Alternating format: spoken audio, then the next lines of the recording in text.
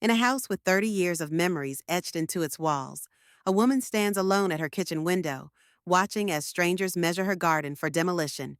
The roses she planted with her husband, the ones that marked birthdays, anniversaries, moments that defined a life, are being assessed for removal, their value calculated in square footage rather than sentiment.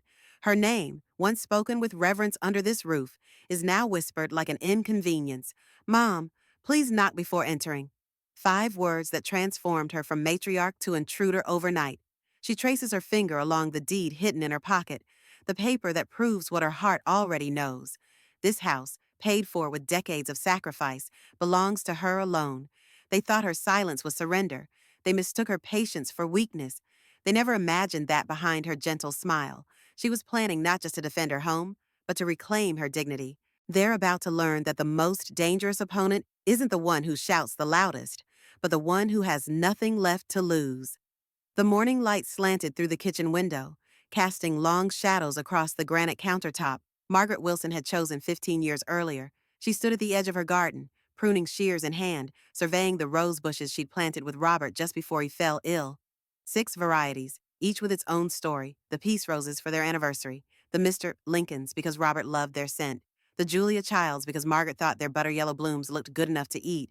The dew had barely dried when she gathered a small bouquet, wrapping the stems in a damp paper towel. A weekly ritual: fresh roses for the breakfast table, something that had once made Robert smile over his coffee and crossword puzzle. Margaret made her way back to the house, the familiar path now feeling somehow different under her feet. The side door, the one she'd used thousands of times, didn't swing open at her touch. She tried the handle again, then noticed the small black box mounted beside it, a keypad, digital, sleek, and utterly foreign. When had they installed this? She shifted the roses to her left hand and tried the knob again, more forcefully this time. Locked. Definitely locked. Mom! Brian's voice came from the other side of the door, followed by the sound of the lock disengaging. Her son stood there in sweatpants and a Northwestern University t-shirt, coffee mug in hand, looking slightly annoyed. Why is the door locked? Margaret asked, stepping inside. We installed a smart lock system yesterday, Brian said, moving back toward the kitchen where Allison sat at the island, scrolling through her phone. It's connected to our phones. Much safer. I see, Margaret said, though she didn't, not really. And my code, for when I come back from the garden. Allison looked up, her expression professionally pleasant, the same look she gave clients when they asked for changes to their marketing campaigns. We're still setting up everyone's access. It's a process. A process, Margaret repeated, placing the roses on the counter and reaching for a vase from the cabinet above the sink. Not that one, Allison said quickly. I'm using those for the dinner party this weekend. There's a plastic one under the sink. Margaret paused, her hand still on the cabinet door. The vases had been a wedding gift from her mother. She'd used them for 30 years. I always use these for the roses, she said quietly. I know, but I've been planning this tablescape for weeks. I need them for the centerpieces. Just use something else. Okay. Allison turned back to her phone. Oh, and the cleaning service is coming today. Could you make sure your things aren't lying around in the common areas? Common areas? As if the house Margaret had paid off 15 years ago was suddenly a college dormitory with shared spaces. Of course, Margaret said, her voice tightening. She closed the cabinet and reached under the sink for the plastic pitcher Allison had suggested. It was actually a measuring cup, not even a proper vase. But she said nothing, arranging the roses as best she could before placing them on the small breakfast table in the corner, rather than the island where they'd always gone. Brian hadn't looked up from his phone during the entire exchange. I'm going to make pancakes for Olivia when she wakes up, Margaret said, opening the refrigerator. Where did you put the buttermilk? Oh, Allison said, finally setting her phone down. We're not doing dairy for Olivia anymore. I read this fascinating article about inflammation and childhood development. We're trying a cleaner diet for her. She's 7, Margaret said. She loves pancakes. She'll love the gluten-free banana ones I make too. Allison countered. We're just trying to be more health conscious as a family. Margaret wanted to point out that Olivia had never had any health issues, allergies, or sensitivities, that the child thrived on balanced meals and occasional treats, just as Brian had when he was young. Instead, she nodded, replacing the eggs she'd taken out. I'll just have some coffee then, she said, reaching for a mug. Great, Allison brightened. We just got this amazing single-origin Ethiopian blend from that boutique roaster downtown. It's in the blue canister. Margaret looked at the lineup of matching containers on the counter, none of which contained the simple Folgers she preferred. She selected the blue one, removed the lid, and was hit with the scent of heavily flavored coffee. It has notes of blueberry and chocolate, Allison explained, watching Margaret's face. Much better than that grocery store stuff you used to buy. Better was subjective, Margaret thought, but she filled her mug anyway, adding cream from a tiny porcelain pitcher that had replaced her familiar carton. The coffee was acidic and complex in a way she didn't enjoy, but she smiled and complimented it anyway. It was easier than explaining that after 65 years. She knew what she liked.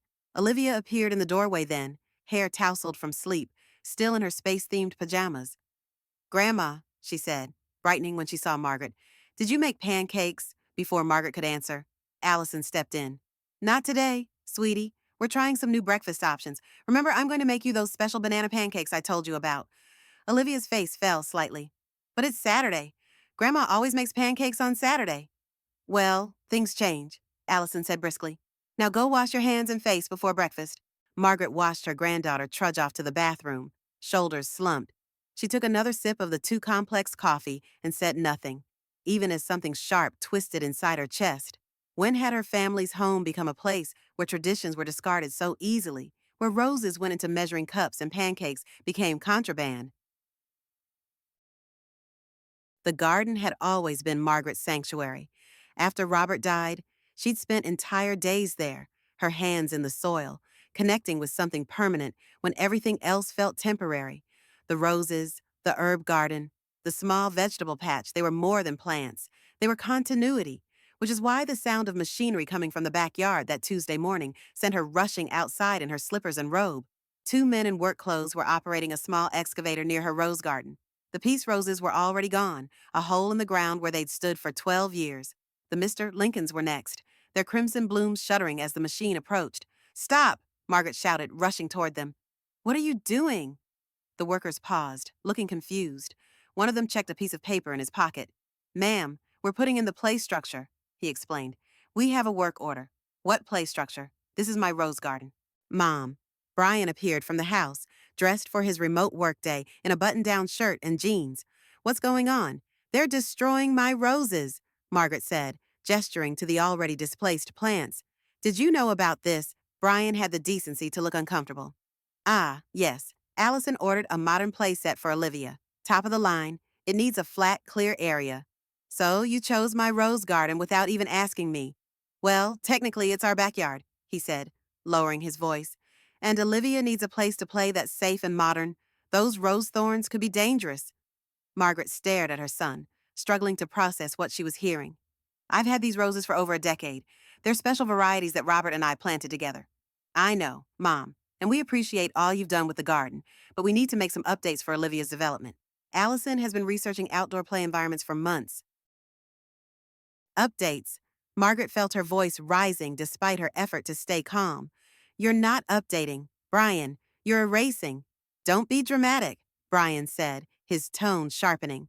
They're just plants. We can buy you new ones to put around the edges of the yard. Just plants, Margaret repeated, tears threatening. Your father helped me plant these roses. The yellow ones were our anniversary gift to each other the year before he died. Brian sighed, glancing back at the house where Allison had appeared in the doorway. Arms crossed. Mom, I understand you're upset, but this decision has been made. The workers are here. We've paid a deposit, and Olivia needs this play space. We can talk about replanting some roses elsewhere. Okay. It wasn't okay. Nothing about this was okay.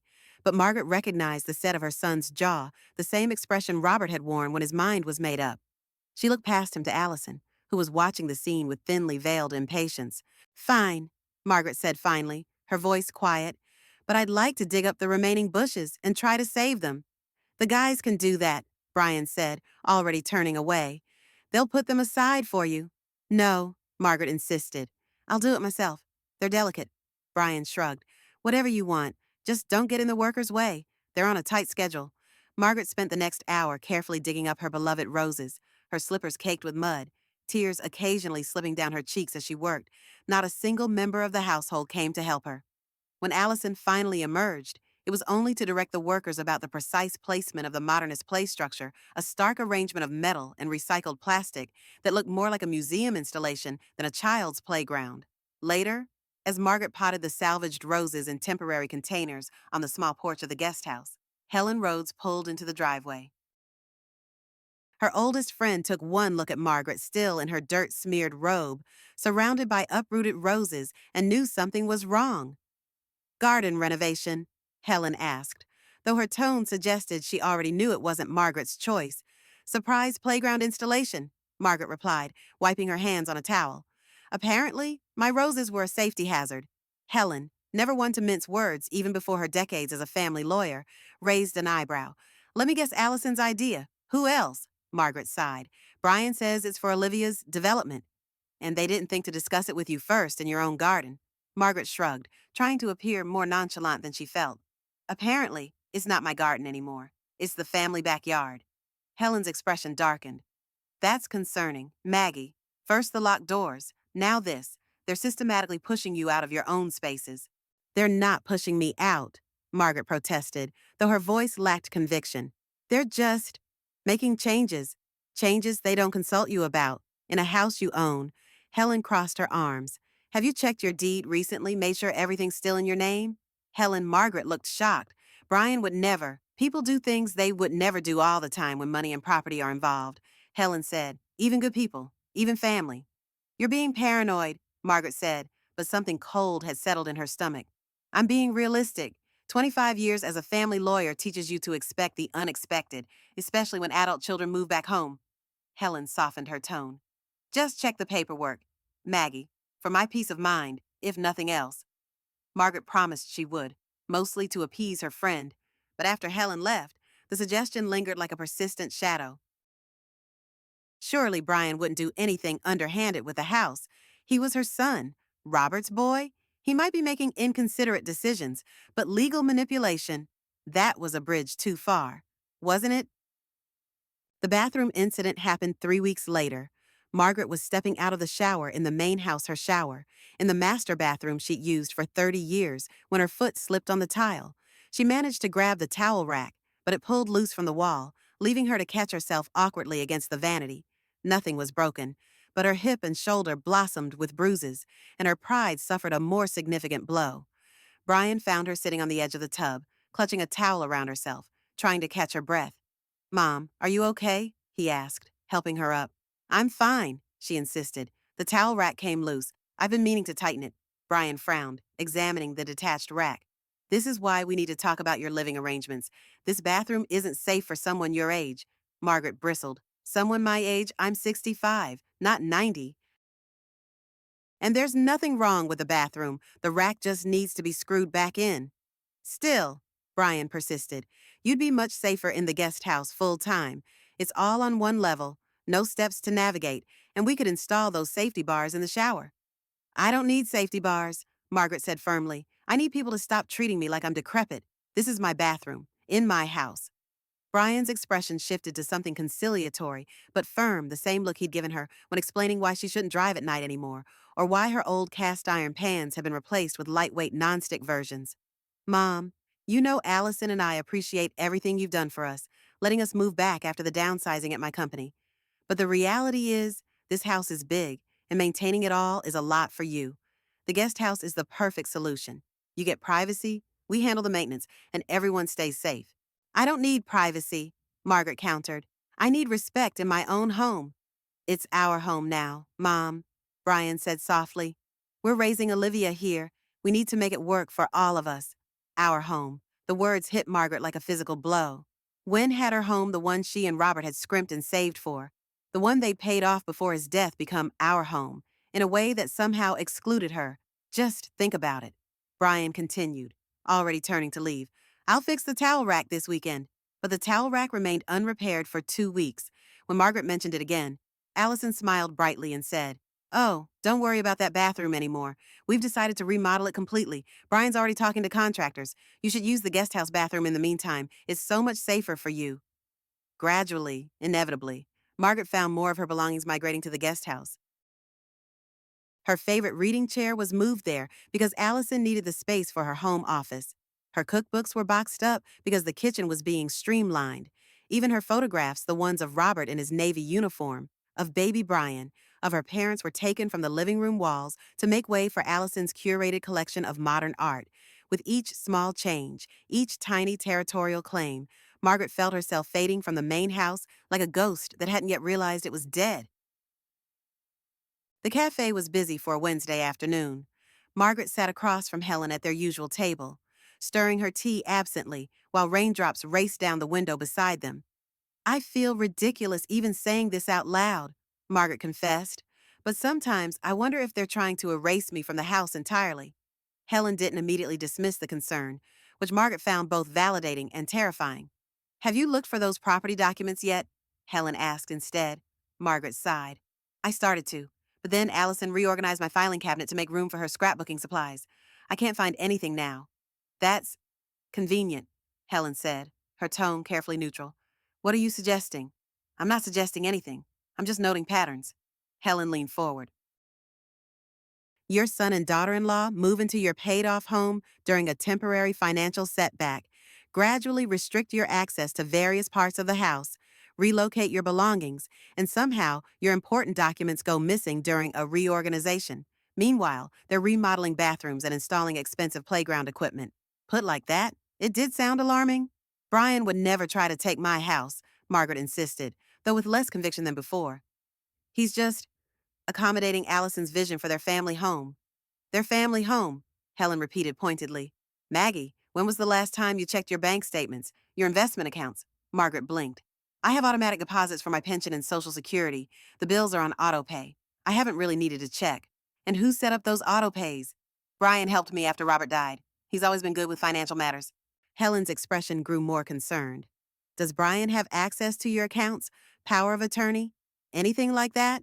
Well, yes, he's on some of the accounts as an authorized user for emergencies, and he has financial power of attorney. But that's just practical. If something happened to me, something is happening to you, Helen interrupted gently.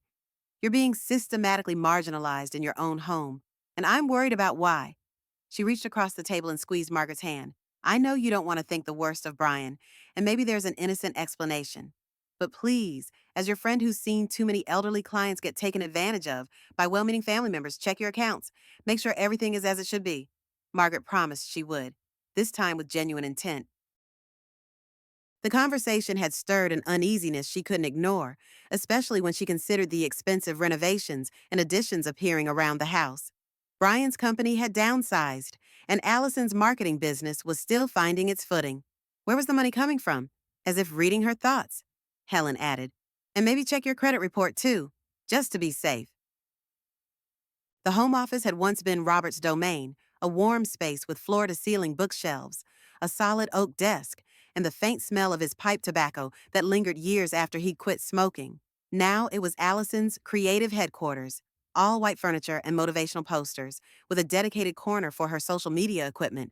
Margaret hesitated at the doorway. She rarely entered this room anymore, partly out of respect for Allison's workspace, but mostly because it hurt to see Robert's sanctuary transformed into something unrecognizable. But Helen's concerns had gnawed at her for days, and the file cabinet with their important documents still stood in the corner, even if its contents had been reorganized. The house was quiet. Brian had taken Olivia to her Saturday morning swim lessons, and Allison was at a marketing retreat for the weekend. It was the perfect opportunity to do some investigating without being interrupted or questioned. Margaret slipped into the office and went straight to the filing cabinet. The drawers slid open smoothly, revealing color-coded folders with Allison's precise labeling. Margaret flipped through them quickly. Brand partnerships, content calendars, influencer contacts, nothing remotely related to household documents. She tried the next drawer, Olivia School, Olivia Activities, Olivia Medical. At least these made sense for a family filing system, but they still weren't what she was looking for. The bottom drawer was locked. Margaret frowned. Why would one drawer be locked when the others weren't? She tried pulling harder, but it didn't budge. She straightened, looking around the room for where a key might be hidden, when her eyes fell on Brian's laptop, open on the desk. It wasn't like her to snoop, but something about that locked drawer had triggered an alarm bell she couldn't silence. She moved to the desk and jiggled the mouse. The screen lit up, requesting a password. Of course, but then she noticed a yellow sticky note tucked under the keyboard. New password, Olivia 2017. Typical Brian. always writing down his passwords despite her warnings about security. Margaret hesitated only briefly before typing in the password. The screen unlocked, revealing Brian's desktop with its neatly arranged icons. She wasn't even sure what she was looking for, but opened his email first, scanning recent messages. Most were work-related or personal correspondence that didn't concern her. She was about to close the window, feeling guilty for invading his privacy, when a subject line caught her eye. Refinance approval, 247 Maple Street. Her address, heart pounding. Margaret clicked on the email. It was from a loan officer at First National Bank, confirming approval of a home equity line of credit for $150,000 against the property at 247 Maple Street. The email congratulated Brian on the approval and mentioned that the funds would be disbursed as requested once the final paperwork was signed. Refinance HELOC. Margaret had paid off the mortgage 15 years ago. There was no loan to refinance, and she certainly hadn't applied for a home equity line of credit. With shaking hands, she clicked through to the earlier emails in the chain. There it was, an application for a HELOC in her name, with her electronic signature at the bottom. An electronic signature she had never provided. Margaret felt physically ill. She continued searching, opening folders on Brian's desktop until she found one labeled Wilson Family Finances. Inside were PDFs of bank statements, her bank statements along with investment account summaries and retirement fund documents. She opened the most recent bank statement and stared in disbelief at the balance, 324178. That couldn't be right. Her retirement account should have over $200,000, the result of Robert's careful planning and her own frugal habits. She opened another statement from 6 months earlier, 189 45732, and another from 3 months ago, 47 892.16. The room seemed to tilt around her. Someone had been withdrawing large sums from her retirement account, and it wasn't her. A notification popped up on the screen, a new email from Allison with the subject line, Reinvestor Meeting Confirmed.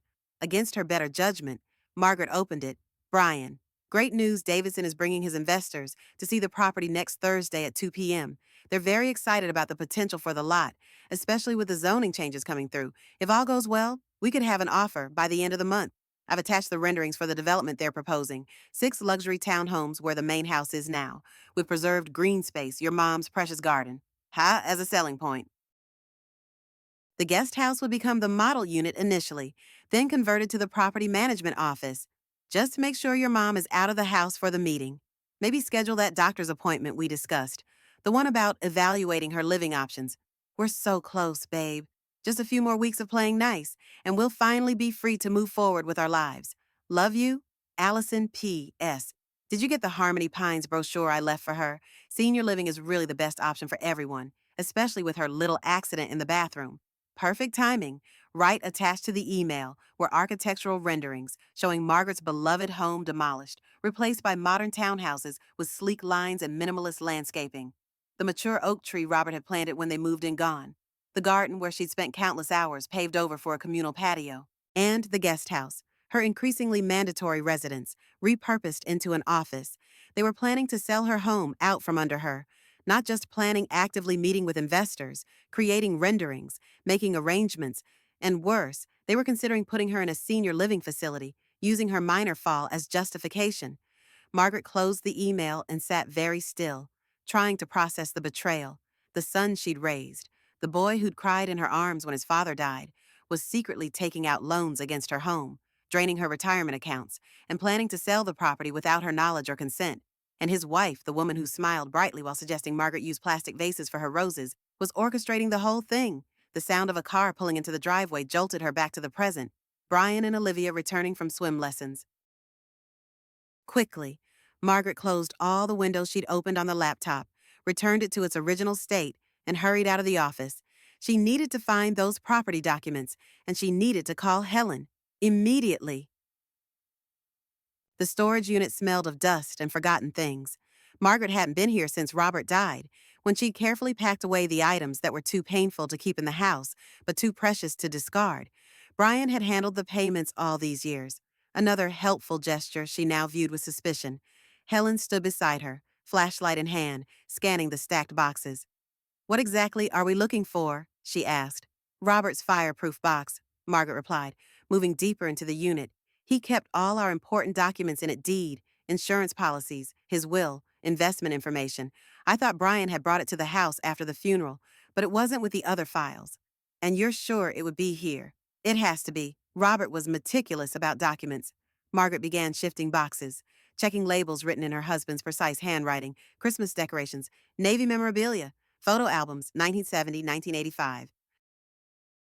Finally, in the back corner, behind a stack of old suitcases, she found a large plastic bin labeled Robert Personal. Here, she said, pulling it forward, help me open this. Together, they pried off the lid, revealing Robert's carefully packed belongings, his dress uniform, the watch his father had given him, photo albums from his naval service, and beneath it all, a rectangular metal box with a combination lock. That's it, Margaret breathed, lifting it out. Her fingers trembled slightly as she dialed the combination their wedding anniversary and Olivia's birth year. The lock clicked open, inside, organized with Robert's characteristic precision, were their most important documents.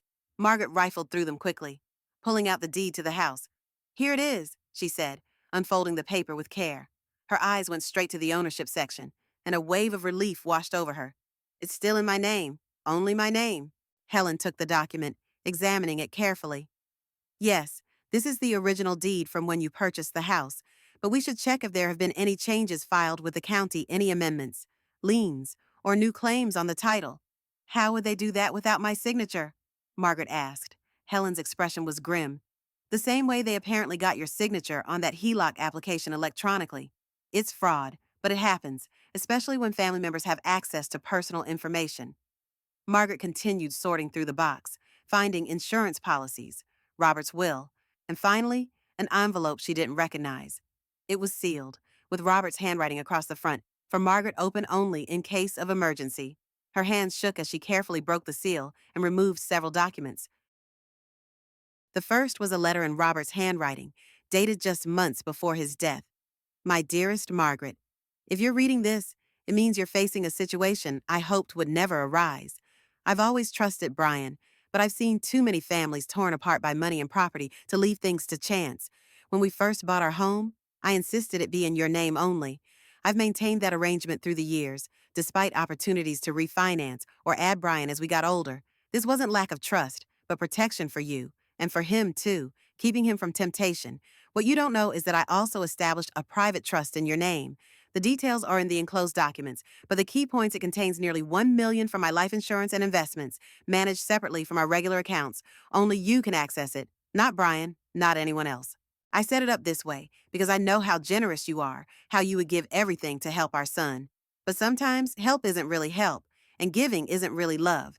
Sometimes the most loving thing is to say no. If you're reading this letter, it means you've encountered a situation where that lesson has become painfully clear. I'm sorry I'm not there to stand with you through it, but you're stronger than you know, Margaret. And this trust gives you options and independence no matter what has happened. All my love, always. Margaret stared at the letter, tears blurring her vision. Even from beyond the grave, Robert was still protecting her, still anticipating problems she couldn't have imagined. She passed the letter to Helen, who read it quickly, her expression shifting from concern to something like triumph. That clever, wonderful man, Helen said. He created a financial safety net completely separate from your other assets. I had no idea, Margaret whispered, examining the trust documents. All these years, I thought our retirement accounts and the house were everything. Robert obviously worried that something like this might happen someday, Helen said, and he made sure you'd be protected. Margaret nodded, still processing the revelation. What do I do now? Confront Brian, call the police. First, we secure this trust, Helen said decisively. Make sure Brian has no way to access it. Then we need to document everything: the fraudulent loan, the withdrawals from your retirement accounts, these investor meetings they're planning. And then, Helen's smile was sharp, reminiscent of her courtroom days. Then we set a trap, because if they want to play games with your house, they're about to learn they've chosen the wrong opponent. Margaret couldn't sleep that night. Every creak in the guest house, her de facto residence, now made her flinch, wondering if it was Brian coming to check if she'd discovered their plans. The metal box sat hidden under her bed, its contents both comforting and disturbing. Robert had known. Somehow, he'd anticipated that their son might one day view her as an obstacle rather than a mother. The thought broke her heart, but it also steeled her resolve. If Robert had seen the potential for this betrayal, there must have been signs even then, signs she'd been too trusting to notice. Around midnight, her phone chimed with a text. It was from Samuel Green, her neighbor and friend for the past 20 years. Margaret, Sorry to text so late. Noticed unusual activity at your house today. A group of men in suits walking the property with Brian and Allison while you were out. They were measuring and taking photos. Seemed odd. Thought you should know. Sam, the investors. They'd scheduled the meeting earlier than the email had indicated, perhaps hoping to complete their business before Margaret caught on. She texted back a quick thank you to Samuel, promising to explain later. Her mind raced. She needed to act faster than she'd planned. Tomorrow, she would call the bank about the fraudulent loan. She would contact her financial advisor about the missing retirement funds. She would begin the process of securing the house that had always been hers. But tonight, she allowed herself to grieve for the son who had chosen greed over love, for the relationship that might never recover, and for Robert, who had seen it all coming but hadn't lived long enough to help her face it. The tears came hot and fast, soaking her pillow as she curled around her pain like a wounded animal. When the storm finally passed, Margaret Wilson lay awake in the dark, her grief hardening into something new and unfamiliar resolve. They had underestimated her badly, and they were about to discover their mistake.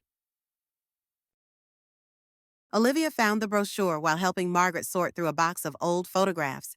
It had been tucked between Margaret's nightstand and the wall in the guest house, partially hidden but not completely out of sight, almost as if someone had wanted her to find it eventually. Grandma, what's Harmony Pines? Olivia asked, flipping through the glossy pages. Margaret glanced over, her heart sinking when she saw the lavender and teal brochure in her granddaughter's hands. Let me see that, sweetheart. The marketing materials were high-end and carefully crafted smiling seniors playing golf, elegant dining rooms with white tablecloths, nurses hovering attentively in the background. Luxury senior living, the cover proclaimed, independence with support. Inside, someone, Allison, undoubtedly had placed sticky notes on specific pages.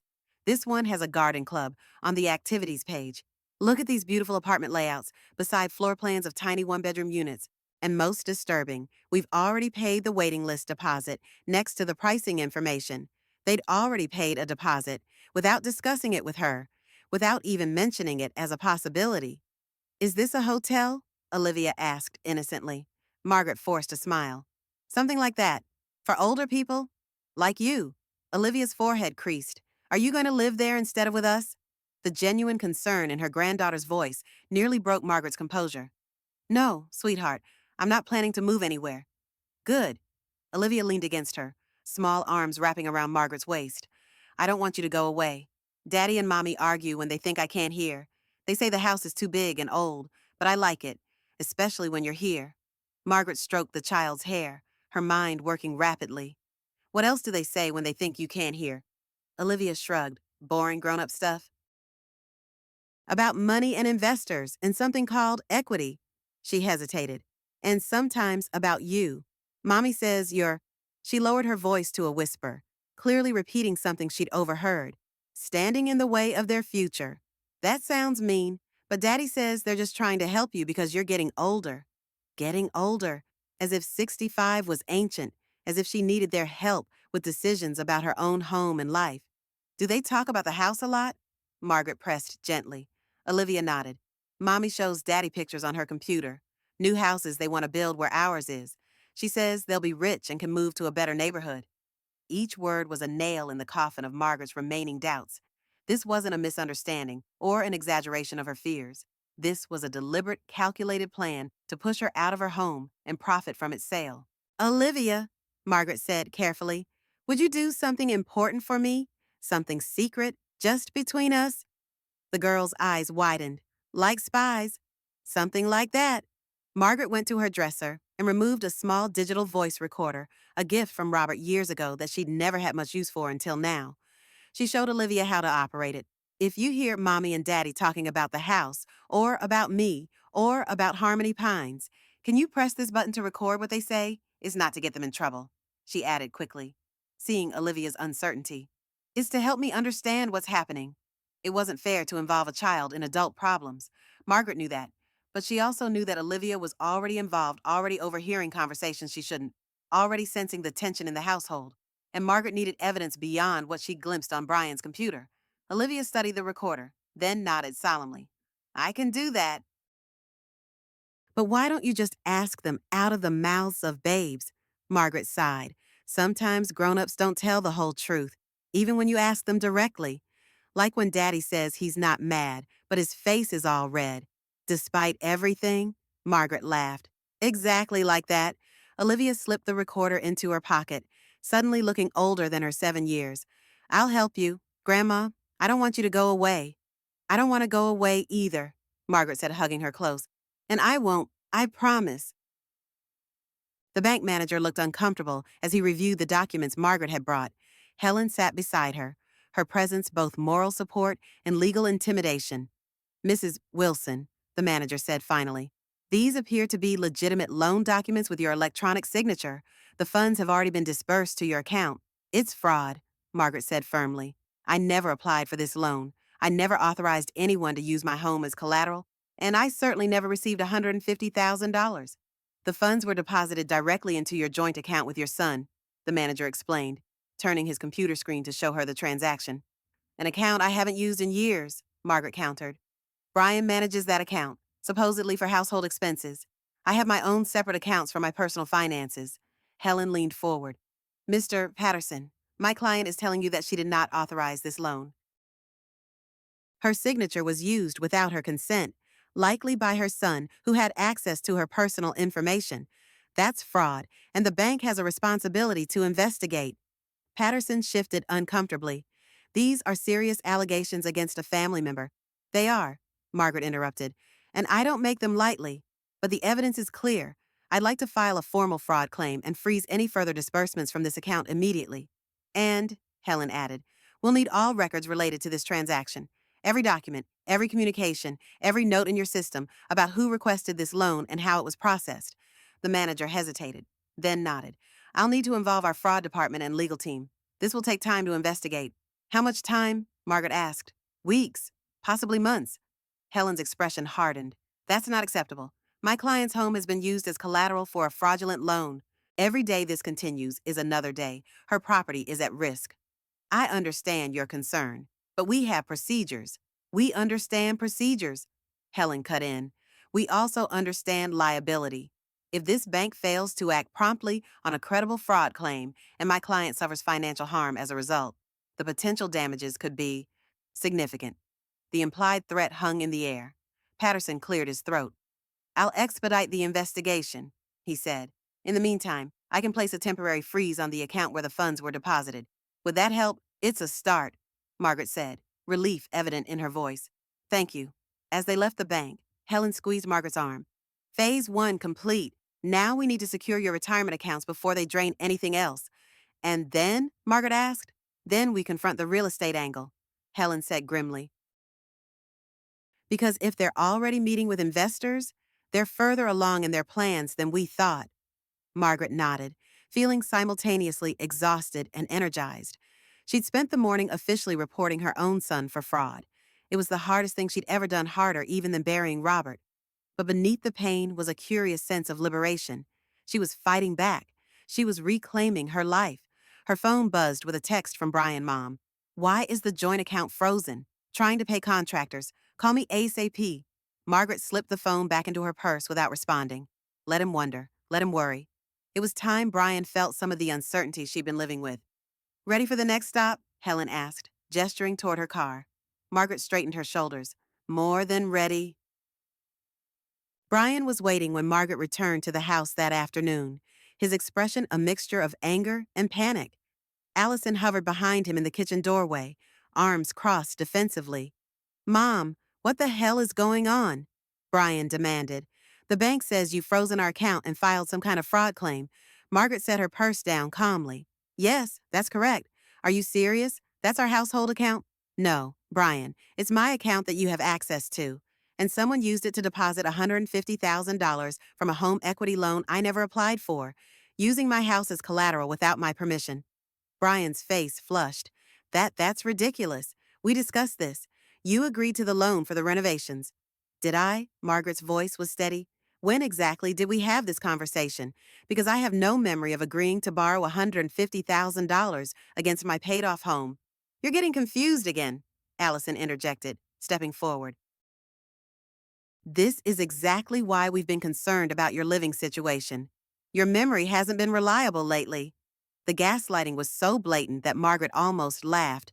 My memory is perfectly fine, Allison, and it doesn't take much memory to know I never signed loan documents for $150,000. You signed electronically? Brian insisted. I helped you with it. More lies, Margaret said, her calm finally slipping. You forged my signature, took out a loan against my home without my consent, and have been systematically pushing me out of my own house. And for what? So you could sell it to developers and build luxury townhomes? The color drained from both their faces. Allison recovered first. Who have you been talking to? She demanded. Has someone been filling your head with conspiracy theories? Margaret reached into her bag and pulled out a folder. From it, she extracted printouts of the emails she'd found on Brian's computer, the architectural renderings of the proposed development, and the brochure for Harmony Pines with Allison's sticky notes still attached. No conspiracy theories, she said, just evidence. You've been planning to sell my home out from under me and move me into assisted living. You've drained my retirement accounts, yes. I've checked those too and taken out a fraudulent loan against my property. Brian stared at the documents, his face ashen. Mom, I can explain. I'm sure you can, Margaret interrupted. You can explain how you were just trying to help me, how I'm getting older and need assistance managing my affairs, how the house is too big for me and you're just looking out for my best interests. Save it. Brian, I've heard enough lies. Allison's composure cracked. You don't understand the financial pressure we've been under. Brian's company cut his salary by 30%. My business is barely breaking even, and we're drowning in debt from the renovations we've already done. This development deal would solve everything. By stealing my home, Margaret's voice rose despite her efforts to stay calm. By draining the retirement savings your father and I spent decades building, by putting me in a facility I don't need or want, it's a luxury senior community, Allison snapped. Do you know how much those waiting list deposits cost? We were trying to secure your future. No, you were securing yours, Margaret countered. At my expense.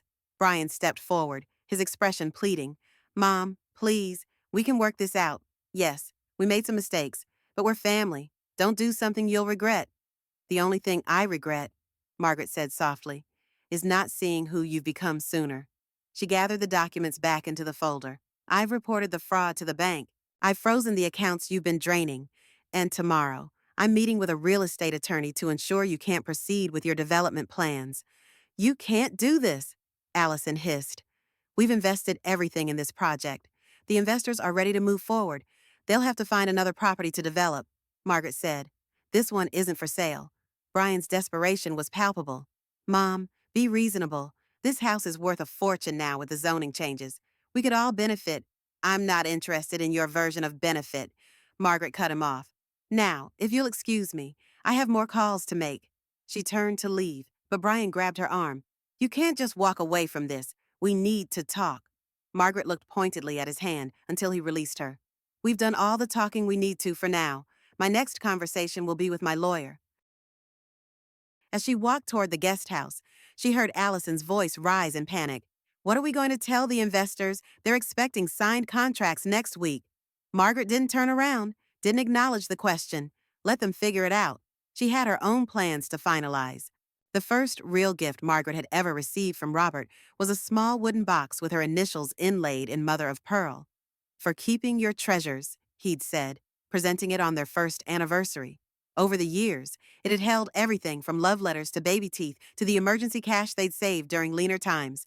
Now, sitting cross-legged on the guest house bed, Margaret opened that same box and carefully arranged its contents, the trust documents Robert had hidden away.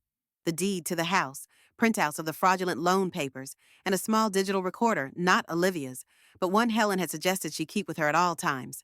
The recorder had already proven its worth. That morning, after their confrontation, Margaret had captured Brian and Allison discussing their next steps while they thought she was out walking. We need to move faster, Allison's voice, tight with panic. If she's already talking to lawyers, I know, Brian, sounding defeated. But what can we do? She's frozen the accounts. There's still the trust fund, Allison insisted. Your dad's old Navy buddy mentioned it years ago. Remember? Said your dad set something up separate from the regular accounts? She must have found it by now. Even if she has, we don't have access to it, Brian countered. Not yet. Allison's voice lowered. But if we can convince a doctor she's not competent to manage her own affairs, adult protective services, guardianship. Margaret had felt physically ill listening to the recording. They weren't just after her house and retirement accounts. They were contemplating trying to have her declared incompetent to access Robert's trust. A knock at the guest house door jolted her from these dark thoughts. Margaret quickly closed the box and slid it under the bed before answering. Olivia stood on the threshold, clutching her backpack, eyes red from crying. "Grandma," she whispered, "can I stay with you tonight?" Margaret ushered her in immediately. "Of course, sweetheart. What's wrong?" "Mommy and Daddy are fighting again. Really loud." Olivia's lower lip trembled. "Daddy threw something and it broke. I got scared." Margaret's heart clenched. In all her focus on protecting herself, she hadn't fully considered how the situation was affecting Olivia. "You're safe here," she assured the child, helping her settle on the small sofa. "Would you like some hot chocolate?" Olivia nodded, then reached into her backpack and pulled out the voice recorder Margaret had given her. "I did what you asked," she said solemnly. "They were talking about you when they thought I was watching TV. It didn't sound nice." Margaret hesitated. Using her granddaughter this way felt wrong. Yet Olivia had already been caught in the crossfire whether she gathered evidence or not. "Thank you," she said finally, taking the recorder. "I'm sorry you had to hear unkind things. Are you really going to go away to that place in the purple book?" Olivia asked suddenly. "Mommy told Daddy they could still make you go, even if you don't want to." A chill ran through Margaret. "No, sweetheart, I'm not going anywhere. Promise. I promise." Margaret hugged her tightly. "Now, let me make that hot chocolate while you get into your pajamas. There's a spare toothbrush in the bathroom drawer." As Olivia disappeared into the bathroom, Margaret pressed play on the recorder, keeping the volume low. Allison's voice emerged, sharp with frustration. "The guardianship angle is our best shot now. We just need to document enough instances of her being confused or unsafe to build a case." Brian sounded uncertain. "I don't know. Al, that's taking it pretty far." "Do you have a better idea the development deal is falling apart? We've spent most of the loan already, and now she's frozen the accounts. We're on the verge of bankruptcy if we don't salvage something. Maybe we should just tell her the truth. Explain how bad things are financially. She might understand. Are you kidding after she went to the bank and accused us of fraud? She's declared war, Brian, and if we don't fight back, we lose everything." There was a pause. Then Brian's voice, defeated. "What do you need me to do? Call Dr. Phillips tomorrow. Tell him you're concerned about her cognitive state. Mention the bathroom fall. How she gets confused about where things are in the house. How she sometimes seems paranoid about us moving her things. But those things aren't true. They could be true. She's the right age for early dementia. And it would explain why she's suddenly acting so hostile and suspicious." The recording continued, but Margaret had heard enough. She switched it off as Olivia emerged from the bathroom in her pajamas, blissfully unaware of the conversation she had captured. As Margaret prepared hot chocolate, her mind raced. They were planning to have her declared incompetent to use her age against her, to twist normal reactions to their gaslighting into symptoms of cognitive decline. And based on Allison's tone, they weren't planning to wait. She needed to act immediately. While Olivia sipped her hot chocolate and chatted about school, Margaret sent a text to Helen Need to accelerate our plan. "They're planning to claim I'm incompetent. Call me first thing tomorrow." Helen's response came quickly. "On it, don't worry. They've just made a fatal mistake." Margaret tucked her phone away and focused on Olivia, pushing aside her fears for the moment. One problem at a time. Tonight, she needed to be a grandmother. Tomorrow, she would become a warrior. The first bombshell dropped 3 days later. Margaret sat in the office of Anthony Riviera, the forensic accountant Helen had recommended, reviewing the evidence they'd gathered, the forged loan documents, the unauthorized withdrawals from her retirement accounts, the paper trail showing exactly where the money had gone primarily to Allison's struggling marketing business and a series of contractors who had been renovating the main house. "It's clear cut," Riviera said, tapping the documents. "The electronic signature on the loan application doesn't match your verified signature pattern, and the IP address used to complete the application is registered to your son's work computer, not any device you own." "So the bank will reverse the loan?" Margaret asked hopefully. "Eventually, yes, but it won't be immediate. Legal proceedings like this take time." Helen, who had been silent until now, leaned forward. "Time is something Margaret doesn't have. Her son and daughter-in-law are already taking steps to have her declared incompetent." Riviera frowned. "That complicates things. If they succeed, even temporarily, they could gain control of her finances during the review period. Which is why we need to move faster," Helen insisted. "Is there any way to expedite this process?" Riviera considered for a moment. "There is one possibility. The loan officer who processed this application, James Wilson." "Any relation?" Margaret blinked in surprise. "My nephew, Robert's brother's son. I haven't seen him in years. But yes, he works in banking. That's a significant conflict of interest, Riviera said, his expression darkening. If he knowingly processed a loan application for a family member, especially one with a forged signature, that's not just fraud. It's a serious ethics violation that could cost him his license. Helen's eyes gleamed. And if we approach him directly with this information, he might be motivated to resolve the situation quickly and quietly, Riviera confirmed, especially if the alternative is a formal investigation that could end his career. Margaret felt uncomfortable. James is family. I don't want to threaten him. He participated in defrauding you, Helen pointed out gently. Family or not, he made his choice. We don't have to be adversarial, Riviera suggested. Just factual. Present the evidence, explain the consequences of a formal investigation, and offer a solution that protects everyone's interests, including his. Margaret nodded slowly. I suppose that's fair. What's our next step? I'll prepare a complete file documenting the fraud, Riviera said. Then we request a meeting with James private, off the record. We show him what we know and propose an expedited resolution, immediate cancellation of the loan, return of any fees or interest charged, and a formal acknowledgement that your signature was used without authorization. And if he refuses, Margaret asked, Riviera's expression hardened, then we escalate to his superiors, the banking commission, and potentially law enforcement, but I doubt it will come to that. Self-preservation is a powerful motivator. As they left Riviera's office, Helen squeezed Margaret's arm encouragingly. This is good progress. The loan is the most urgent issue. It puts your house at risk. Once we've neutralized that threat, we can focus on recovering the stolen retirement funds. Margaret nodded, though her heart felt heavy. Every step forward in protecting herself seemed to drive the wedge between her and Brian deeper. Was there any coming back from this? Any possibility of reconciliation once the legal dust settled? She pushed the thought aside. Those were questions for another day. Right now, she needed to focus on securing her home and her future, the same home and future Brian and Allison had been willing to sacrifice for their own gain. The meeting with James Wilson took place in a private room at a downtown cafe neutral territory, as Helen had suggested. Margaret arrived first, settling into a corner booth with her back to the wall, a position that allowed her to see the entire space. Helen had coached her on projecting strength, on not showing the emotional turmoil that had kept her awake most nights. James arrived precisely on time, looking every bit the successful bank executive in his tailored suit and carefully knotted tie. But his face, so similar to Robert's in its underlying structure, showed the strain of someone who knew he'd been caught. Aunt Margaret, he said, sliding into the booth across from her. It's been a long time.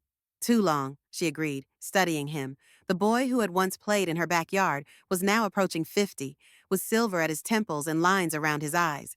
I wish we were meeting under better circumstances. James glanced around the cafe nervously.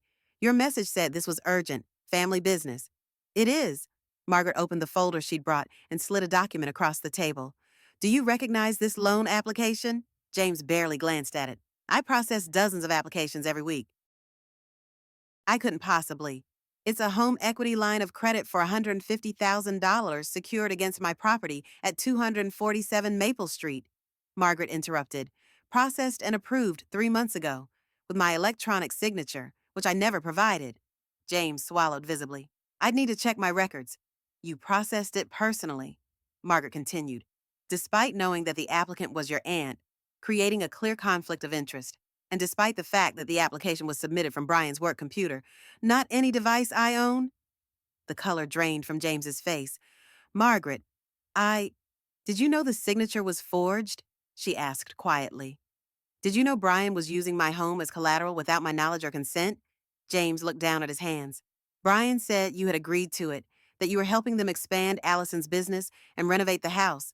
He said you just needed assistance with the paperwork. And you believed that without speaking to me directly? He's your son, James said weakly. I had no reason to doubt him. Margaret leaned forward. Let me be clear, James. I never authorized this loan. I never agreed to use my home as collateral for anything. And I certainly never signed these documents, electronically or otherwise. What do you want from me? James asked, his voice barely above a whisper. I want the loan canceled, immediately. I want any fees or interest charged returned to me. And I want formal acknowledgement from the bank that this loan was processed fraudulently. James shook his head. I can't just cancel a loan that's already been disbursed. There are procedures, reviews. There are also banking regulations about conflicts of interest and fraud. Margaret cut in. Regulations that could cost you your license if an investigation were launched. Are you threatening me? James looked genuinely shocked. I'm stating facts, Margaret replied. I have a forensic accountant and a lawyer preparing formal complaints right now, but I prefer to resolve this quietly, without damaging your career or the family name any further. James was silent for a long moment, weighing his options. Finally, he sighed, I can initiate an internal fraud review. Flag the loan for expedited cancellation due to identity theft. It would still take a week or two, but it's the fastest option. And the fees and interest, I can probably get those waived as part of the fraud resolution. What about a formal acknowledgement of fraud? Margaret pressed. James hesitated. That's trickier. The bank won't want to admit liability in writing, but I can make sure the loan is removed from your credit report with a notation that it was opened fraudulently. Margaret considered this. It wasn't everything she wanted, but it addressed the most urgent issue, removing the claim against her home. She nodded slowly. Acceptable. I want this process started today. I'll need to go back to the office to initiate it, James said, standing. He paused, looking genuinely regretful. For what it's worth, I'm sorry. I should have verified with you directly before processing anything. Yes, you should have, Margaret agreed. Family isn't an excuse to ignore proper procedures. James, it's a reason to be more careful, not less. As James turned to leave, Margaret called after him. One more thing. Brian and Allison don't know about this meeting. I prefer to keep it that way for now. James nodded, understanding the implicit message. The cousins had been close once, but today James had chosen sides, and it wasn't with Brian. After he left, Margaret sat alone in the booth for several minutes, feeling drained but satisfied. The first piece of her plan was falling into place. The loan would be canceled, removing the immediate threat to her home. Now she needed to address the stolen retirement funds and, most urgently, Brian and Allison's plan to have her declared incompetent. She reached for her phone to update Helen, then hesitated as a new text message appeared on the screen. Mom, we need to talk. Dr. Phillips has an opening tomorrow at 3 p.m. I've scheduled a cognitive assessment for you. This is for your own good. I'll drive you. The trap was closing faster than she'd anticipated. If she refused the appointment, they would use it as evidence of her being difficult or resistant to help. If she went, they would potentially have a doctor's assessment they could twist to support their guardianship petition. Margaret took a deep breath and texted Helen. They've scheduled a doctor's appointment to evaluate my cognitive state, tomorrow at 3 p.m. Helen's response was immediate, don't go. I'm calling Dr. Ramirez right now. She can see you today for an independent assessment. I'll pick you up in 20 minutes. Margaret gathered her things quickly, a new sense of urgency propelling her. The cafe suddenly felt exposed, as if Brian or Allison might appear at any moment. She needed to move faster, to stay one step ahead of their machinations. As she stepped outside into the bright afternoon sunlight, Margaret straightened her shoulders and lifted her chin. They thought she was easy prey, a confused old woman they could manipulate and discard. They were about to discover just how wrong they were. Dr. Elena Ramirez's office was warm and inviting, with soft lighting and comfortable furniture that put Margaret immediately at ease. The geriatric specialist had agreed to see her on short notice as a favor to Helen, who had apparently represented the doctor's mother in a similar situation years earlier. Mrs. Wilson, Dr. Ramirez said, reviewing the notes in front of her. Helen has explained the situation, but I'd like to hear it from you as well. Your son and daughter-in-law are attempting to have you declared incompetent. Margaret nodded. They've scheduled a cognitive assessment with their doctor for tomorrow. I believe they're planning to use it to petition for guardianship so they can access my finances and sell my home. Dr. Ramirez's expression was professionally neutral, but her eyes flashed with something like anger. And you're here for an independent assessment to counter their claims. Yes, I need documentation that I'm fully competent to manage my own affairs. I understand. Dr. Ramirez set aside her notes. We'll do a comprehensive evaluation today. It will include standard cognitive assessments, memory tests, judgment evaluations, and a thorough review of your medical history. The process takes about 2 hours. Are you comfortable with that? Margaret nodded. Whatever it takes. The assessment was thorough, but not difficult. Margaret answered questions about current events, solved math problems, recalled lists of words, explained how she would handle various scenarios, and discussed her daily routines in detail. Dr. Ramirez was professional and kind throughout, giving no indication of how Margaret was performing. Finally, after nearly 2.5 hours, Dr. Ramirez set down her clipboard and smiled. Mrs. Wilson, I can state unequivocally that you are of sound mind and fully competent to manage your own affairs. Your cognitive function is excellent for any age, and your decision-making capacity is intact. In fact, your scores on several assessments are above average for your age group. Relief washed over Margaret. So, if they tried a petition for guardianship, they would face an uphill battle. Dr. Ramirez confirmed. I'll prepare a comprehensive report documenting your cognitive status, which you can provide to the court if necessary. I'm also willing to testify on your behalf, should it come to that. Thank you, Margaret said sincerely. You have no idea what a relief this is. Dr. Ramirez's expression softened. Unfortunately, I do know. I see cases like yours more often than I'd like capable older adults whose families try to seize control of their assets under the guise of protection. It's a form of elder abuse that doesn't get enough attention.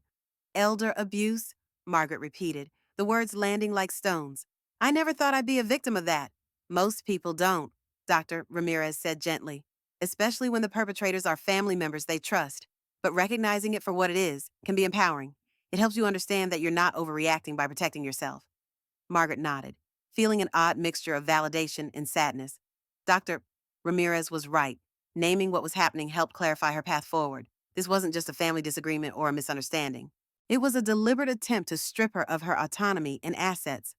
What should I do about tomorrow's appointment? She asked. The one my son scheduled, don't attend, Dr. Ramirez advised firmly. Send a certified letter to the doctor's office stating that you did not schedule this appointment, did not consent to it, and have obtained an independent assessment from me. Copy your attorney on the letter and include my contact information. Won't that make Brian angry? Probably, Dr. Ramirez acknowledged. But it will also create a paper trail showing that you're actively protecting your interests, which undermines any claim that you're unable to advocate for yourself. As Margaret left the office with a preliminary letter from Dr. Ramirez and the promise of a full report within days, she felt more confident than she had in weeks. She had medical documentation of her competence. The fraudulent loan was being addressed. The pieces were falling into place. Now she needed to secure Robert's trust and develop a long-term plan for the house, one that would protect her interests while still acknowledging the complicated reality that Brian was her only child. Despite everything, she couldn't bring herself to cut him out completely. Not yet, anyway. Helen's living room had become their unofficial war room, with documents spread across her dining table and legal pads filled with notes and strategy points.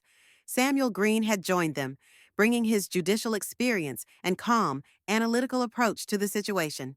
The trust is the key, Samuel said, reviewing the documents Robert had left for Margaret. It's completely separate from your other assets, established in a different bank, with you as the sole beneficiary and trustee. Brian has no claim to it whatsoever. And the house, Margaret asked. The deed is solely in your name, Helen confirmed. But given their actions so far, we should assume they'll try other angles to gain control of it. They've already shown they're willing to forge documents. What about a restraining order? Samuel suggested. Given the evidence of financial abuse and their attempts to have you declared incompetent? Margaret shook her head firmly. I don't want to go that far. Despite everything, Brian is still my son, and Olivia, I can't cut myself off from my granddaughter. Understandable, Samuel said, but we need some legal mechanism to prevent them from continuing to exploit you. Helen tapped her pen thoughtfully against her notepad. What about a modified restraining order not preventing contact, but specifically prohibiting financial transactions or decisions regarding Margaret's property without her explicit, notarized consent? That could work, Samuel agreed. It would create a legal barrier without completely severing family ties. And the trust, Margaret asked. How do we ensure they can't access it, even if they somehow convince a judge to grant them temporary guardianship? The trust already has protections built in, Helen pointed out. Robert specified that control would transfer to an independent trustee, the bank's trust department, if you were ever declared incompetent. And that trustee would be bound by the trust's terms, which explicitly prohibit selling the house without your consent. Robert thought of everything, Margaret murmured, a fresh wave of gratitude washing over her. He certainly tried, Samuel agreed, but we should still move the trust to a different bank, one where James Wilson doesn't work and where Brian has no connections. Helen nodded. I've already contacted Northern Trust. They have an excellent reputation for managing family trusts, and they have no relationship with First National, where the fraudulent loan was processed. Margaret looked at the array of documents, plans, and strategies spread before them. It was overwhelming, but also reassuring. She had a team now, professionals and friends who understood what was happening and were helping her fight back. What about the house itself? She asked. Even if we secure it legally, I'm not sure I want to keep living there with Brian and Allison. The atmosphere is toxic. You could sell it, Samuel suggested. Use the proceeds to buy something smaller, more manageable, and put the rest in the trust. Margaret shook her head. That feels like letting them win. Besides, the house has meaning beyond its financial value. Robert and I built our life there. What about subdividing the property? Helen suggested suddenly. The guest house is already essentially a separate residence. You could legally split the lot, keep the guest house portion for yourself, and sell the main house but on your terms, not theirs. The idea struck Margaret with unexpected force. It was elegant in its simplicity and justice. She would retain part of the property, the part she'd already been relegated to, while removing Brian and Allison's access to the main house they'd been so eager to demolish. Could that work? She asked, looking between Helen and Samuel. It would require zoning approval, Samuel said, considering. But given the size of your lot and the fact that the guest house already exists as a separate structure with its own utilities, it's certainly possible. And it would put you in control of the process, Helen added. Rather than being pushed out of your home, you'd be choosing to reconfigure it on your own terms. Margaret felt the first stirrings of real hope. Let's look into it. If it's feasible, it might be the perfect solution. As they continued planning late into the evening, Margaret's phone buzzed repeatedly with texts from Brian, growing increasingly urgent. Mom, where are you? We need to talk about tomorrow's appointment. Mom, please respond. I'm worried about you. If you don't come home soon, we'll have to file a missing persons report. This behavior is concerning. The last message made her blood run cold. They were already building their case, documenting what they would characterize as erratic behavior. Every unanswered text, every night spent away from home, would become evidence in their narrative of her declining competence. I need to go back, she said, showing Helen the messages. If I stay away, they'll use it against me. Helen frowned. It's risky. They know you're onto them now. I know, but I can't give them ammunition for their guardianship petition. And Olivia, she'll be worried if I don't come home. Samuel leaned forward. If you do go back, you need protection. Documentation of everything that happens. Record conversations if you legally can. Keep a detailed journal. And don't be alone with them if possible. Margaret nodded. I'll be careful, and I'll have the voice recorder with me at all times. As Helen drove her home, Margaret steeled herself for the confrontation she knew was coming. Brian would demand explanations about the frozen accounts, the canceled doctor's appointment, her whereabouts today. She would need to navigate carefully, revealing enough to establish boundaries, but not so much that they could anticipate her next moves. The house was lit up when they arrived, Brian's silhouette visible through the front window. Helen squeezed Margaret's hand. Call me if anything happens, she said. Anything at all. Samuel and I can be here in minutes. Margaret nodded, grateful for her friend's support. I will, and thank you for everything. As she walked up the path to the house she had owned for 30 years, but now approached like a battleground, Margaret straightened her shoulders and lifted her chin. Whatever happened next, she would face it with dignity and strength. Robert would have expected nothing less. Where have you been? Brian demanded the moment Margaret stepped through the door. We've been worried sick. Margaret set her purse down calmly, making sure the voice recorder inside was activated. I was with Helen. I needed some time to process everything that's been happening. You could have called, Brian insisted. I've been texting you all day. I needed space. Brian, surely you can understand that, given the circumstances. Allison appeared from the kitchen, her expression a carefully crafted mask of concern. We've been so worried, Margaret, especially with the confusion you've been experiencing lately. I'm not confused about anything, Margaret replied evenly. I'm quite clear on what's been happening in this house. What's that supposed to mean? Brian asked, his tone defensive. It means I know about the fraudulent loan, the drained retirement accounts, and your plans to sell this property to developers? Margaret kept her voice calm, but firm. I know everything, Brian. Allison's mask slipped momentarily, revealing a flash of panic before she recovered. I told you she's been having these paranoid episodes. Brian, this is exactly why we scheduled that assessment. It's not paranoia when there's evidence, Margaret countered. The loan has already been flagged as fraudulent. By the way, it's being canceled as we speak. The color drained from Brian's face. You went to the bank behind my back. You took out a loan against my house without my knowledge or consent, Margaret reminded him. You forged my signature. Did you really think there wouldn't be consequences? We were trying to help you, Allison interjected. This house is too big, too much responsibility. We were going to use part of the money to secure you a wonderful place at Harmony Pines, a place I never asked for or wanted, Margaret pointed out. And what about the rest of the money, the part that went to your business? Allison, the part that paid for your renovations and new furniture? Brian stepped forward, his expression pleading.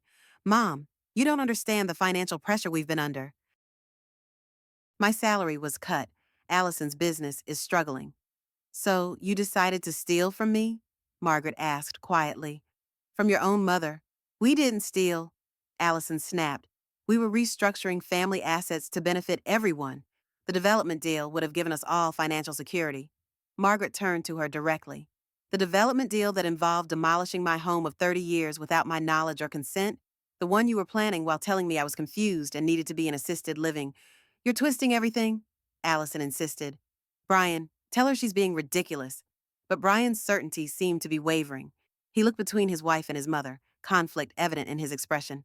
Mom, I never meant for things to go this far. It started small, just borrowing a little from your accounts when we were short on the mortgage. Then Allison's business needed capital, and the opportunity with the developers came up. It just snowballed. Snowballed into fraud and elder abuse, Margaret said flatly. Elder abuse, Allison scoffed. Don't be dramatic. We were trying to help you. By gaslighting me, making me think I was losing my memory and competence, taking my belongings and restricting my access to my own home? Margaret shook her head. That's textbook elder abuse, Allison. Look it up. A tense silence fell over the room. Finally, Brian spoke, his voice subdued. What happens now? That depends, Margaret said. I've taken steps to protect myself legally and financially. The loan is being canceled, my accounts are secured, and I've had an independent cognitive assessment that confirms I'm fully competent to manage my own affairs. Allison's eyes widened. You what? You heard me. So your plan to have me declared incompetent won't work. Margaret held Allison's gaze steadily. The question is, where do we go from here? Brian ran a hand through his hair, looking suddenly exhausted. What do you want, Mom? I want my home and my finances respected. I want acknowledgement of the harm you've caused. And I want a plan for moving forward that protects everyone's interests, including Olivia's. And if we refuse, Allison challenged, then I'll pursue all legal remedies available to me, Margaret said simply, including criminal charges for fraud and financial elder abuse. The threat hung in the air between them. Brian looked stricken, but Allison's expression had hardened into something calculating. You wouldn't press charges against your own son, she said. You're bluffing. Try me, Margaret replied, her voice steady. I've already filed preliminary reports with the bank and the police. All it takes is one call to move forward with formal charges. Before Allison could respond, the sound of small footsteps on the stairs drew their attention. Olivia stood on the landing in her pajamas, clutching her stuffed rabbit. Grandma, she exclaimed, running down the remaining steps and throwing her arms around Margaret's waist. You came back. I was scared you left forever. Margaret hugged her granddaughter tightly, her resolve strengthening. This child who loved her unconditionally was worth fighting for, even if it meant difficult confrontations with Brian and Allison. I would never leave without saying goodbye, sweetheart, she assured Olivia. I just needed some time with my friend Helen. Are you staying in the guest house tonight? Olivia asked hopefully. Can I sleep over there with you again? Margaret glanced at Brian and Allison, a silent challenge in her eyes. Neither objected. Of course you can, she told Olivia. Go get your pillow and toothbrush, and I'll meet you there in a few minutes. As Olivia scampered back upstairs, Margaret turned to Brian and Allison one last time. We'll continue this conversation tomorrow. I suggest you think carefully about your options. Because I assure you, I'm not bluffing. She walked out the door with her head high, leaving them standing in the living room of a house they had tried to steal but would never truly own. Olivia's innocent question over breakfast in the guest house caught Margaret off guard. Grandma, why does Mommy want to record you doing bad things? Margaret nearly choked on her toast. What do you mean, sweetie? Olivia poured more syrup on her pancakes, real ones, made with buttermilk the way she liked. I heard Mommy telling Daddy they need to get videos of you being something. Confused, Margaret suggested, her heart racing. Yeah, she said they need videos of you being confused or unsafe to show the judge. What judge? Grandma? Are you in trouble? Margaret set down her coffee, fighting to keep her expression neutral despite the alarm bells ringing in her head. No, sweetheart, I'm not in trouble. Your mom and dad and I just have some grown-up disagreements we're working through. About the house, Olivia asked innocently. Mommy told her friend on the phone that you're being stubborn about the house and they might have to do something drastic. Something drastic. The word sent a chill down Margaret's spine. She had been naive to think the confrontation last night would make them back down. Instead, they were escalating planning to gather evidence of her supposed incompetence for a judge. Olivia, when did you hear Mommy say these things? This morning, when you were in the shower. She was talking really quiet on the phone in the kitchen. Olivia looked up, concern in her young eyes. Are you mad at Mommy and Daddy? Not mad, exactly, Margaret said carefully. Just disappointed in some choices they've made. Like when I'm disappointed when Jimmy breaks the class rules and gets us all in trouble. Margaret smiled despite the situation. Something like that? Yes. After breakfast, when Olivia was absorbed in drawing at the small table by the window, Margaret texted Helen urgent. Need to talk. They're planning to record me in compromising situations for guardianship petition. Helen's response was immediate. Get out of there now. Bring Olivia if possible. Coming to pick you up. Margaret hesitated. Taking Olivia without Brian and Allison's permission could backfire badly, but leaving her behind meant returning to the house later, potentially walking into whatever drastic measures they were planning. Before she could decide, another text came through at minimum. Secure all your important documents and medications. They may try to hide things to make you appear confused or create unsafe situations. That much she could do immediately. Margaret gathered the wooden box containing Robert's trust documents, her own medical records, and the recordings she collected. She added her medications, phone charger, and a change of clothes, packing everything into a small overnight bag. Are we going somewhere? Olivia asked, looking up from her drawing. I might need to stay with Helen for a little while, Margaret explained. Would you be okay with that? You could come visit after school? Olivia's face fell. I want to stay with you. I know, sweetie, but you have school, and your mom and dad, they're being mean to you. Olivia interrupted with a blunt perception of a child. I heard them. Daddy said they might have to trick you. Margaret's blood ran cold. Trick me how? Olivia shrugged. I don't know, but it sounded bad. She abandoned her drawing and came to stand beside Margaret. Can't I come with you to Helen's? Please, I'm scared to stay here without you. The raw honesty in her granddaughter's voice broke Margaret's heart. Olivia wasn't just worried about her grandmother. She was frightened by what she was witnessing in her own home. Let me call Helen, Margaret said, making a decision. We'll figure something out, Helen answered on the first ring. I'm 5 minutes away. What's the situation? Olivia's heard them planning something she says they want to trick me, and she's asking to come with me. She's scared, Helen. There was a brief silence on the other end. That complicates things legally, Helen said finally. Taking her without their permission could be seen as kidnapping, even though you're her grandmother. I know, but I can't just leave her here, not when she's explicitly asking for help. Does she have a phone? Could she call you if anything happens?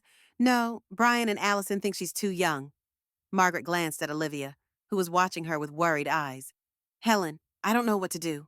Here's what we'll do, Helen said decisively. I'll pick you both up. We'll take Olivia to school as normal. Then you'll come stay with me while we expedite the legal protections we discussed yesterday. If they want to claim you took Olivia inappropriately, they'll have to explain why you, the supposedly confused grandmother, were the one ensuring she got to school on time. The plan made sense. It would get Margaret out of the house temporarily without creating a legal issue around Olivia. Okay, she agreed. We'll be ready in 5 minutes. As they gathered Olivia's school things, Margaret noticed a small device partially hidden behind a decorative candle on the bookshelf, a tiny camera. Its lens aimed directly at the seating area where she usually read or watched television. The evidence gathering had already begun. She left it in place, not wanting to alert Brian and Allison that she discovered their surveillance. Instead, she made a mental note to have the guest house swept for recording devices once she returned. Helen arrived minutes later, her car idling in the driveway. Margaret helped Olivia with her backpack and locked the guest house behind them. As they walked to the car, the front door of the main house opened, and Allison emerged, her expression a mixture of surprise and anger. Where are you going? She demanded. Olivia has school. That's exactly where we're taking her, Margaret replied calmly. Helen offered to drive us. Us, Allison's eyes narrowed. You don't need to go to Olivia's school. I'm helping with the second-grade reading program today. Margaret improvised smoothly. I signed up last month. Remember? It's on the calendar. It wasn't, of course, but Allison couldn't challenge the claim without admitting she hadn't been paying attention to Olivia's school activities. Fine, Allison said tightly. But I expect you both home directly after school? Margaret smiled pleasantly. We'll see you later. Allison, have a good day. As they drove away, Olivia waved to her mother through the window, then turned to Margaret with a conspiratorial smile. You're not really helping with reading today, are you, Grandma? No, sweetheart. That was a creative explanation. You mean a lie, Olivia said matter-of-factly. Mommy and Daddy lie a lot lately. They told me you're sick in your brain, but you don't seem sick to me. Margaret exchanged a glance with Helen in the rearview mirror. I'm not sick. Olivia, sometimes grown-ups see things differently, and that can lead to misunderstandings. Big misunderstandings, Olivia agreed solemnly. Like when Mommy said they might have to put medicine in your tea to make you sleepy for the doctor. That seems really wrong. Margaret felt the blood drain from her face. When did she say that? Yesterday. She told Daddy it would be easier if you were calmer for the assessment. Olivia looked up at Margaret with worried eyes. I wasn't supposed to hear. I was supposed to be watching my show, but I was getting a snack. Helen's knuckles whitened on the steering wheel. That's not a misunderstanding, Margaret. That's a criminal conspiracy to drug you without consent. I know, Margaret said quietly, trying to process the revelation. They had been planning to sedate her for the doctor's appointment, to literally drug her into appearing confused and incompetent. The betrayal went beyond financial exploitation into something truly sinister. We need to record Olivia's statement, Helen said, legally, carefully, with proper documentation. This changes everything. Margaret nodded, still stunned by how far Brian and Allison had been willing to go. After we drop her at school? No, Olivia said suddenly, her small voice firm. I want to help Grandma. I can tell people what I heard. I'm not a baby. Margaret turned to her granddaughter, seeing the determination in her young face. Olivia, this is very serious grown-up business. Are you sure? Olivia nodded. Mommy and Daddy are being bad. Not like normal bad, like when they say no dessert. Really bad. I want to help make it stop. Helen caught Margaret's eye in the mirror again. 7-year-olds can be credible witnesses if interviewed properly, and her testimony about overhearing their plans will be powerful evidence. What about school? Margaret asked. One day won't hurt? Helen decided. We'll call in sick and take her directly to my colleague who specializes in forensic interviews of children. He can document her statement in a way that will hold up in court if needed.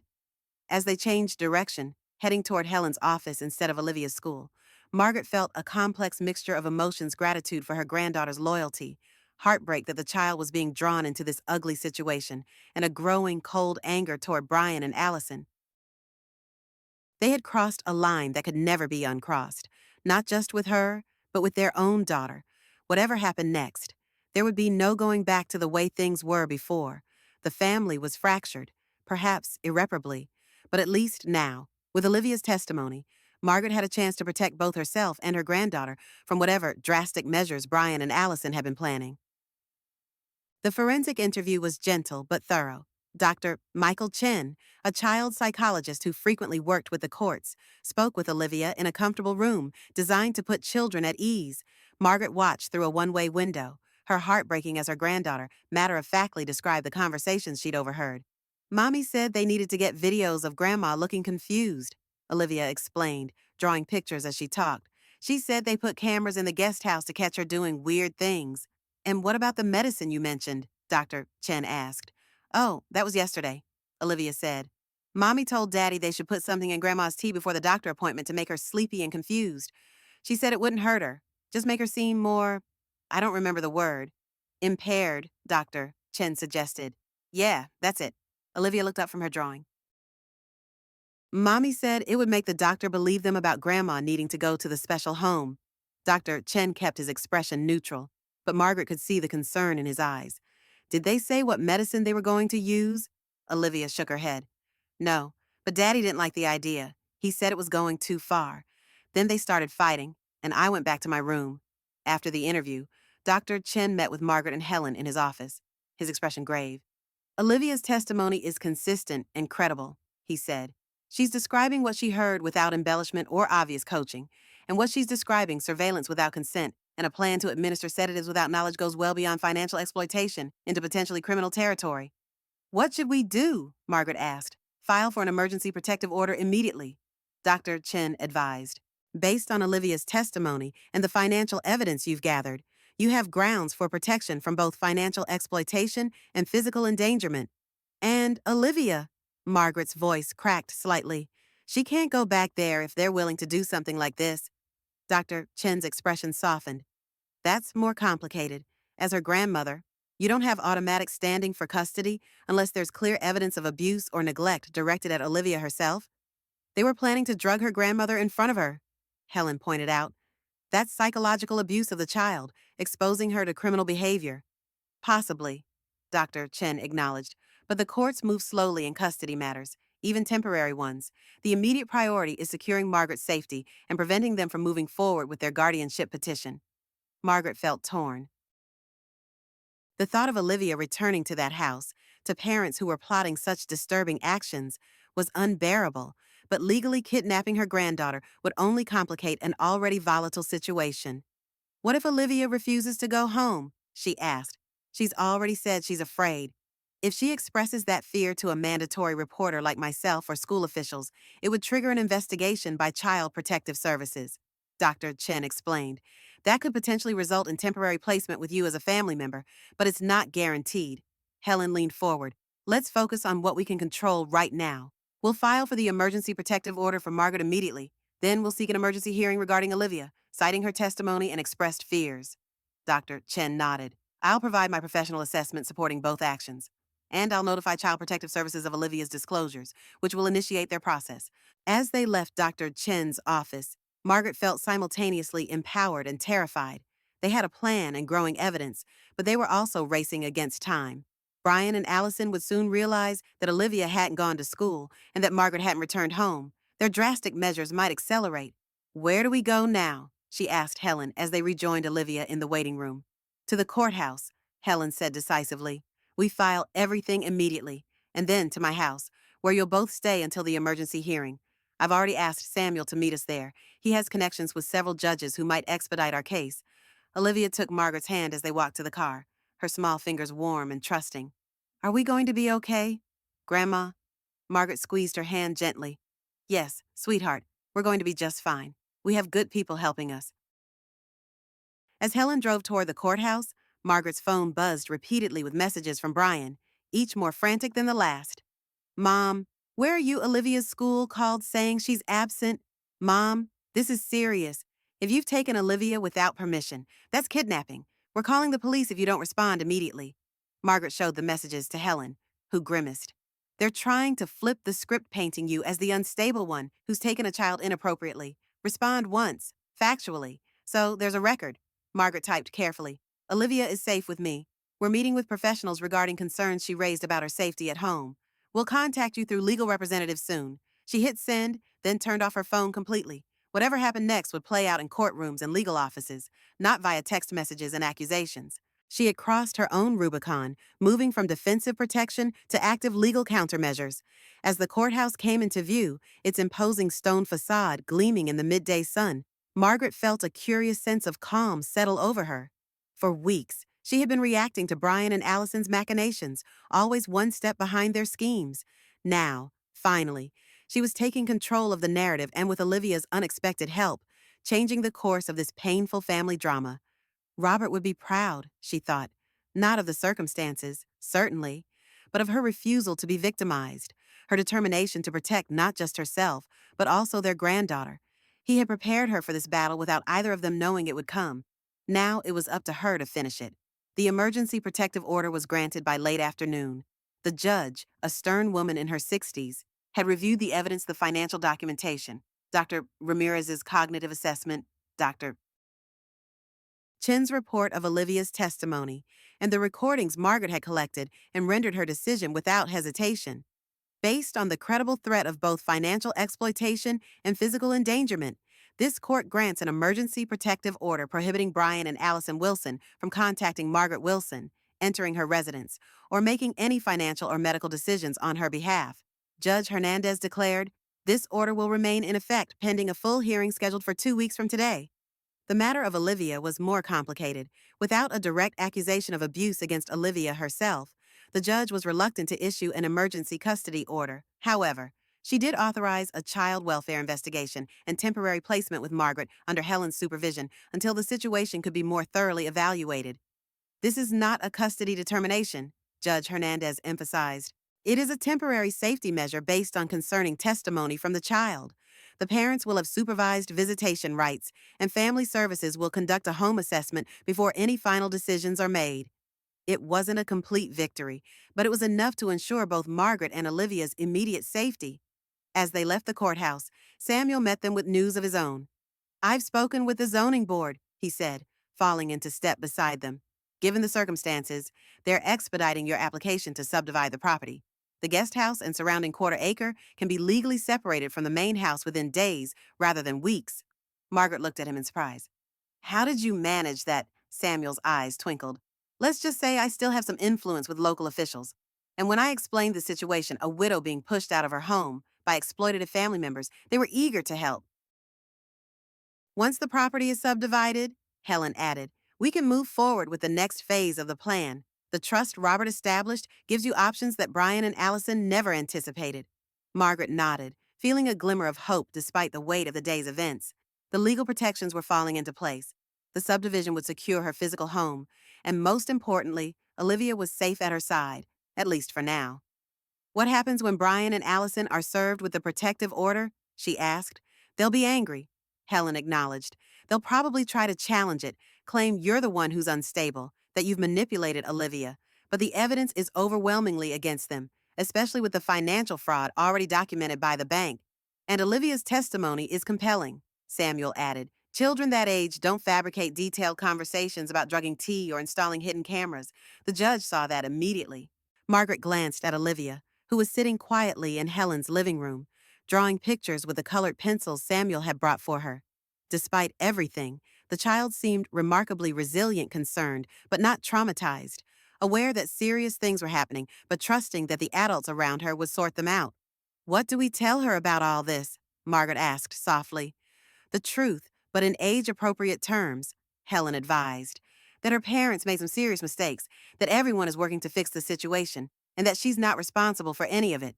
And that she was brave to speak up," Samuel added. "That part's important. She needs to know she did the right thing by telling you what she overheard." Margaret nodded, then joined Olivia on the couch. "What are you drawing, sweetheart?" Olivia held up her picture, a simple but recognizable rendering of the guest house, surrounded by flowers and trees, with two stick figures standing outside. "It's us," she explained. "In our house. The small one, not the big one where Mommy and Daddy are." "Our house," Margaret repeated softly. "I like the sound of that." "Can we stay there, just us?" Olivia asked, her expression hopeful. "I don't want to live in the big house anymore. It doesn't feel happy." Margaret brushed a strand of hair from Olivia's forehead. "We're working on that, sweetheart. It's complicated grown-up stuff, but we're trying to make it possible." "Good," Olivia said decisively, returning to her drawing. "Because the big house is where all the fighting happens. The small house is peaceful." Out of the mouths of babes, Margaret thought again. Olivia had articulated exactly what Margaret herself had been feeling, that the main house, once a sanctuary, had become a battleground, while the guest house, despite being her exile, had become a refuge. Perhaps that was the answer all along, not fighting to reclaim the main house, but embracing the smaller space that already felt like home. The guest house, properly subdivided and legally protected, could be their fresh start, a place untainted by betrayal and manipulation. With renewed determination, Margaret rejoined Helen and Samuel in the kitchen, where they were reviewing legal documents. "I've made a decision," she announced. "Once the property is subdivided, I want to sell the main house, but not to developers, and not for Brian and Allison's benefit." Helen looked up. "What do you have in mind?" "Robert always talked about giving back to the community," Margaret explained. "He believed in creating spaces where people could thrive. What if we used the trust to purchase the main house from me at fair market value, then converted it into affordable housing for retired teachers?" Samuel's eyebrows rose. "That's ambitious, but potentially doable, given the size of the trust and the structure of the property." "Robert's trust specifically allows for charitable uses," Helen noted, flipping through the documents. "And as the trustee, you have broad discretion in how the assets are invested." "It would solve multiple problems at once," Margaret continued, warming to the idea. "I'd receive fair value for the main house, which would provide financial security for Olivia and me. The house would be preserved rather than demolished for townhomes, and most importantly, it would honor Robert's memory by creating something meaningful from this painful situation. What about Brian and Allison? Samuel asked gently. This would effectively evict them. Margaret sighed.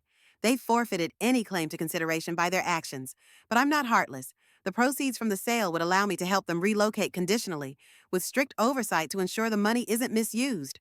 And if they fight it, Helen pressed. They can try, Margaret said firmly. But with the protective order, the documented fraud, and the property subdivision, they have very little legal ground to stand on. Their options are to accept my terms or face potential criminal charges for what they've done. Samuel nodded slowly. It's elegant, I'll give you that. Transforming a family crisis into a community asset while securing your own future. Robert would have approved. He would have done the same, Margaret said softly. He always saw opportunities where others saw only problems. As they began sketching out the details of this new plan, the legal structure, the financing, the timeline, Margaret felt a weight lifting from her shoulders. For the first time since discovering Brian's betrayal, she was looking forward rather than backward, creating rather than merely defending. The path ahead would not be easy. There would be legal battles, emotional confrontations, and complex negotiations. Brian and Allison would not surrender gracefully. That much was certain. But Margaret was no longer fighting just to keep what was hers. She was fighting to build something new and meaningful from the ashes of betrayal. And with Olivia's drawing of our house as inspiration, she finally had a vision worth fighting for. They say a house is made of walls and beams, but a home is built with love and dreams. Margaret Wilson had lost the house she'd shared with Robert, the kitchen where she taught Brian to bake, the living room where Olivia had taken her first steps. But sitting on the porch of the guest house, her house now, watching retired teachers tend the community garden where her roses once bloomed, she realized she gained something far more valuable than square footage. The courtroom battles had faded into memory. Brian had eventually found his way back to her, humbled and seeking forgiveness. Though the journey toward healing remained long and uncertain, Allison had moved away, their relationship a casualty of choices that couldn't be undone. But Olivia spent weekends in the small cottage, helping Margaret plant new roses, different varieties for different memories they were making together. The trust Robert had hidden away hadn't just secured Margaret's financial future, it had created a legacy neither of them could have imagined. Where one family had fractured, a community had formed. Sometimes, in the quiet evenings when the main house glowed with the lights of its new inhabitants, Margaret would sit with Robert's photograph and wonder, when did strength become our greatest inheritance, and how many others are silently fighting battles behind the doors of homes that no longer welcome them?